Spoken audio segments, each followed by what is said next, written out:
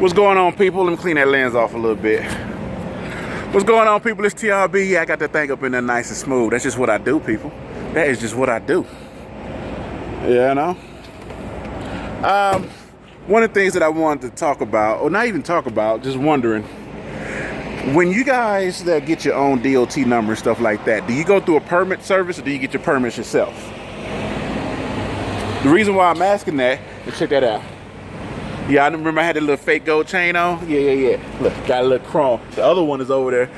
I'll walk around and talk while I walk around. But I was just wondering that, like, to get your own DOT number and to get your own permits, meaning your liquor, your weight, how many permits do you need? Because technically, if you got your own DOT number, you don't have to run all 48 if you don't want to. You know what I'm saying? So, I'm trying to think of the amount of money behind it. This dude on here by the name of Casanova Roar. Look at that. Where is it at? You can't even see it. You can't even see it because it ain't chrome. Dude by the name of Casanova Roar. It's on YouTube. Y'all check him out. But the amount of money that it takes to get your own DOT, is it worth it right away? Gotta come over here because I don't want y'all to see who I work for. You know what I'm saying? I don't want y'all to see, ooh, this light is all right to me right there. You know, but the amount of money that it takes in order to do your own thing, meaning be your own boss. You know, there's a lot of guys on YouTube that will tell you, you know, don't lease a truck. You should just go buy a truck or something like that, right? But they're not giving you the whole story. Yeah, this light isn't that good over here, huh? Wait a minute. They're not giving you the whole story. All right? Yeah, go buy a truck to get stuck in your first lease, but you don't really know what you're doing. You know what I'm saying? Oh, yeah. Yeah, that yellow is my hue. But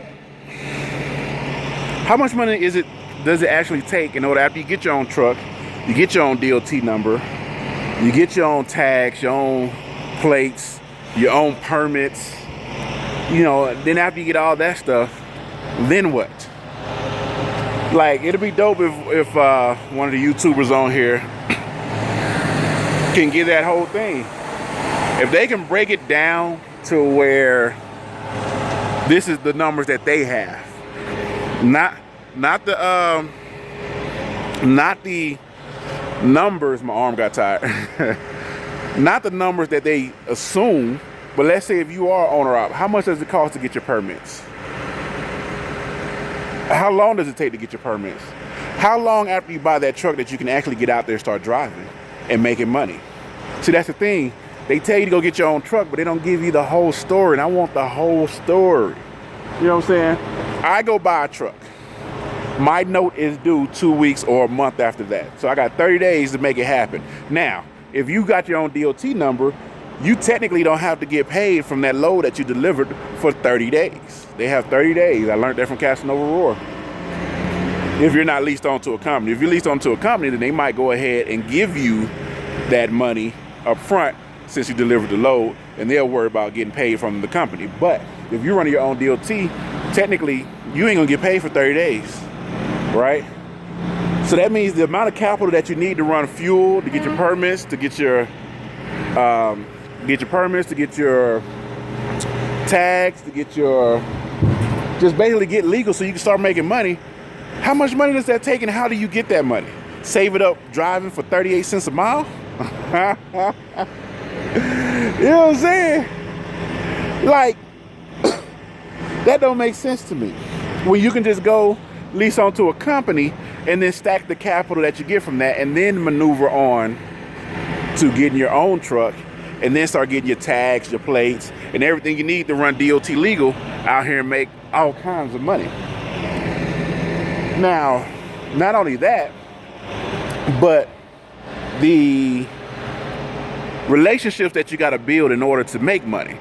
So, in my mind, the smart way to do it will be to go lease with a company that has freight. right? Where you can pick your own freight. And that way you can start to learn and understand the business. You can start to understand and learn the lanes. After you do that and build that capital, then you can go buy your own truck, right? Because you still lease onto that company. You can still run under their permits and under their tag in their place. Then while you're building capital for that and understanding how your truck runs and everything, you can go ahead and start leasing onto a company to where you can start to broker your own freight. Once you lease onto a company where you can broker your own freight, meaning building relationships with these freight brokers and different things like that, while also learning how to freight brokerage, if that's that's not the proper terminology, while learning the freight brokers game, I don't know. You know what I'm trying to say. Then you will build those relationships. Once you build those relationships, then guess what? When it's time for you to branch out on your own, you already got people. You already got freight. You already got a team established that you build a relationship with. So when you do jump out on your own, guess what? Hey, I'm on my own. Here's my DOT number. And then you can ask them, what all do I need to pull freight for you? Right? Then you start pulling that freight while still learning how to do freight brokerage yourself. And guess what? You eventually move out the middleman and do your own thing. That to me is just one lane of progression when it comes to trucking. You get it? You go company to see if you like it, to see if you can handle it. Not only do you want to see if you can handle it, but you want to see if your better half can handle it. You want to see if your family can handle it. You want to see the trials and tribulations that you will have to go through in order just to be a truck driver. Once you become a truck driver and you see the trials and tribulations, you do your year in the day, and you see wintertime, you see summer, you see the East Coast, you see the West Coast, the Midwest. You understand when people talk about the winds of Wyoming and Donner's Pass and, the Arizona Gorge and, traffic on 285 in Atlanta and different things like that. Then you go lease with a walkaway. And again, I'm talking to you, but I'm really talking to myself as well. You go lease with a walkaway. All right? Once you go lease with a walkaway, you try your hand at it. Guess what? You're going to have to start a business. Now you got to learn how to start a business. Boom. Once you start a business, you got to learn how to maintain that business. Boom. You learn how to maintain that business. You need to understand the money that you can put in and write off with that business, right? You start learning that stuff. It doesn't take long. It just takes patience and persistence in order for you to understand what it is that you're doing. Why can't I write off this? Why should I write off this? What is an LLC? What is a DUNS number? What is a PAYDEX? Start building business credit, different things like that. Then once you see that I think I could be successful in this, and this is the type of money I can bring home, then guess what? You start to look to buy a truck. If that's your thing. For instance, LoShawn just want to rent his equipment, which I totally get, because if you just rent your equipment, you can always have the latest and greatest, and you won't have to necessarily deal with all the headaches of owning a truck, meaning the maintenance is the big deal. That in itself is operational cost, people. I was watching the YouTube, and the dude was like, why do you want to deal with that? Why lease are a ripoff? Why do you want to deal with leasing a truck? The amount of responsibilities you got to take. If the truck break down, who got to pay for it? You got to pay for it. Well, true, but it's operational cost. If you got a restaurant, guess what? It's going to cost in order for that restaurant to work. You got operational costs. And to me, maintenance is operational cost. Not only is it operational cost, I think you can write a lot of it off. And I just farted, and it felt great. This right here is the perfect temperature for your flatulence to escape your body. Right? So once you start to learn that stuff, guess what? It's time to step the game up a little bit more. You're like, okay, this is my operational cost with this lease truck. This is what I'm doing, and this is how I'm doing it. Fucking Peterbilt. It's loud, man. Why, Peterbilt? But then you know what you do? You go start looking for your own truck. What do I need in order to get my own truck? Then you get your own truck, Your lease payment is going to be hopefully cut in half.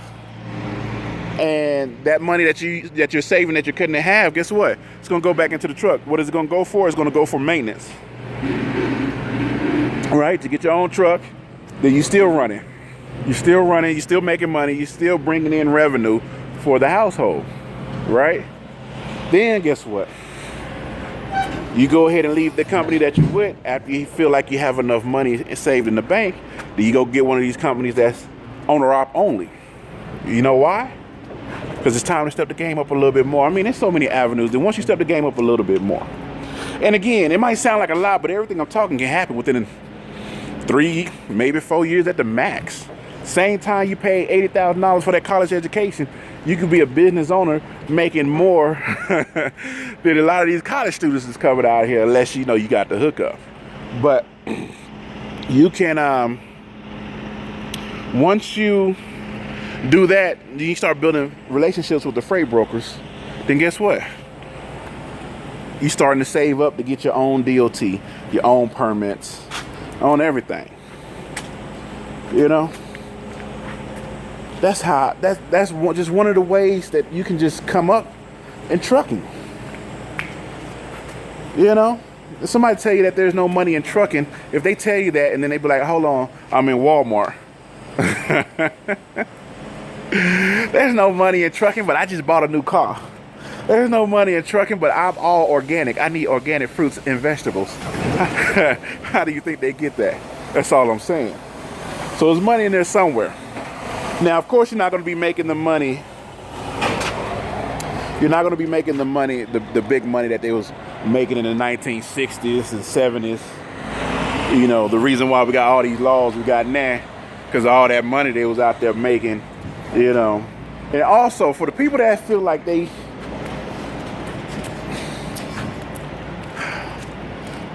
if you've never leased, don't tell nobody not to lease.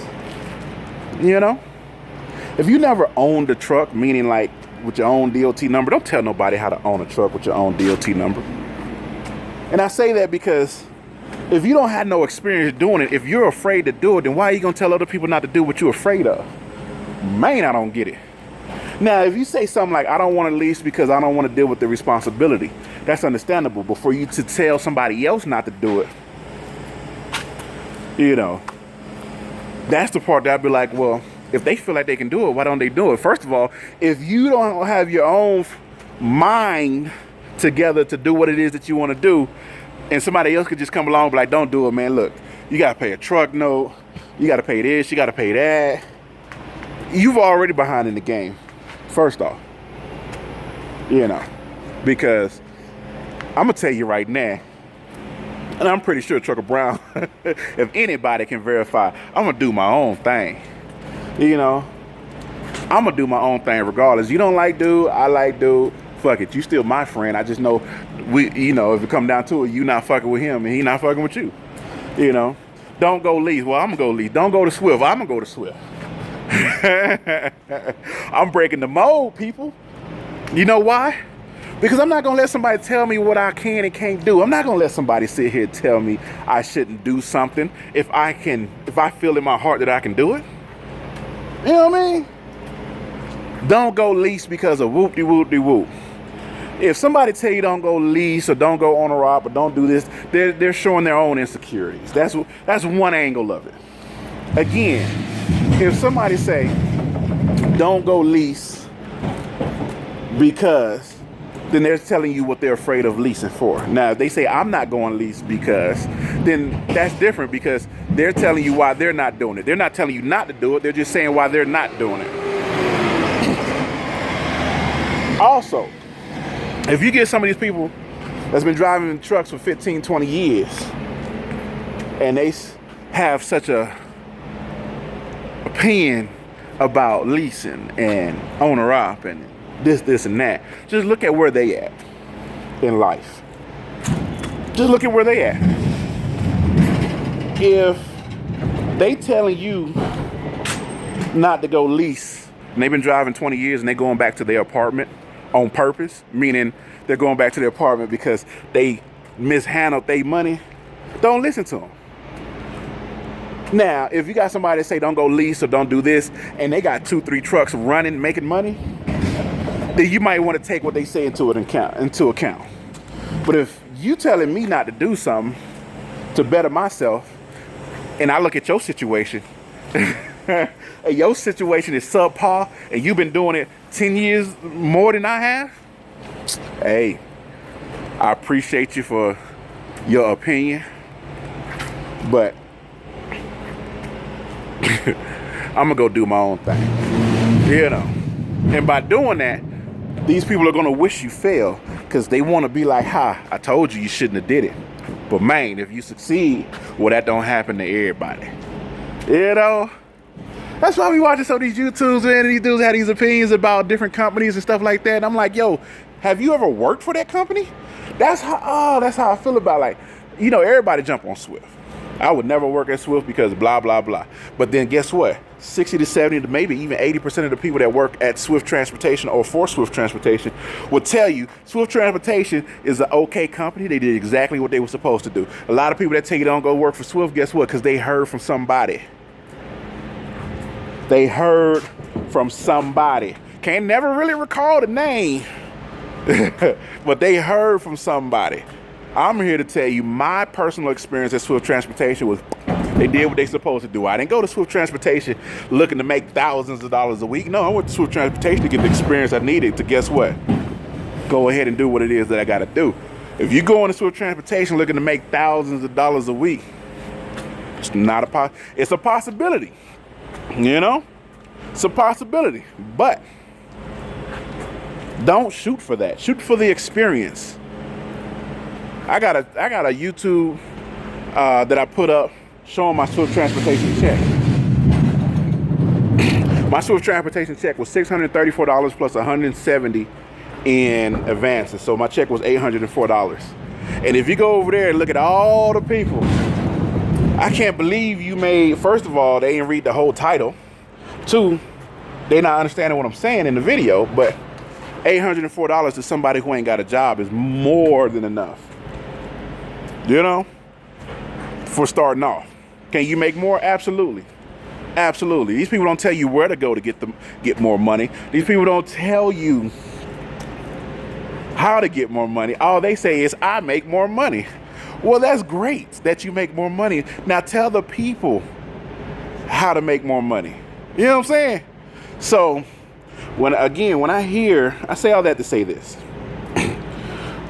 When there are people that tell you about situations that never been in that situation, take what they say with a grain of salt. And it's funny because the people on YouTube that I'm watching and saying this will say, take what YouTubers say with a grain of salt. I absolutely agree with that. But at the same time, you're giving out information for a company that you heard about, you know nothing about. The experiences that I'm giving you on my YouTube channel, guess what? I'm living them now. Swift Transportation, then. You know what I'm saying? Interstate, then. Mom and pop's company, now.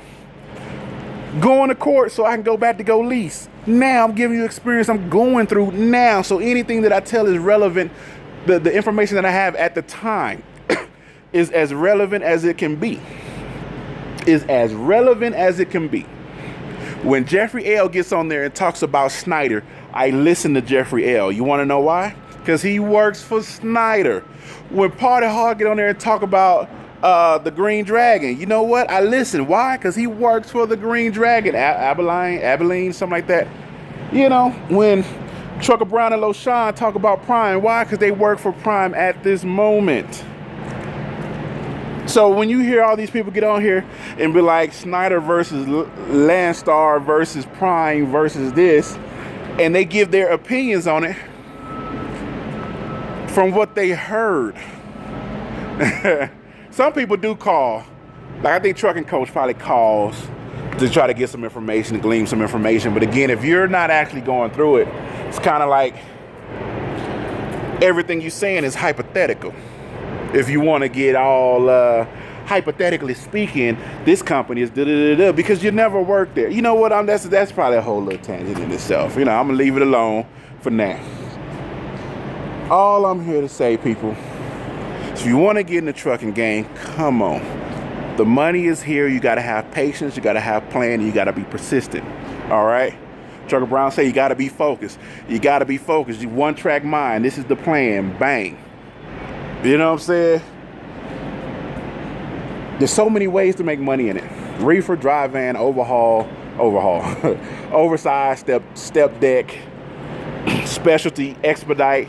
Just think about the people that's the tanker with the chemicals and the hazmats and then get out the truck.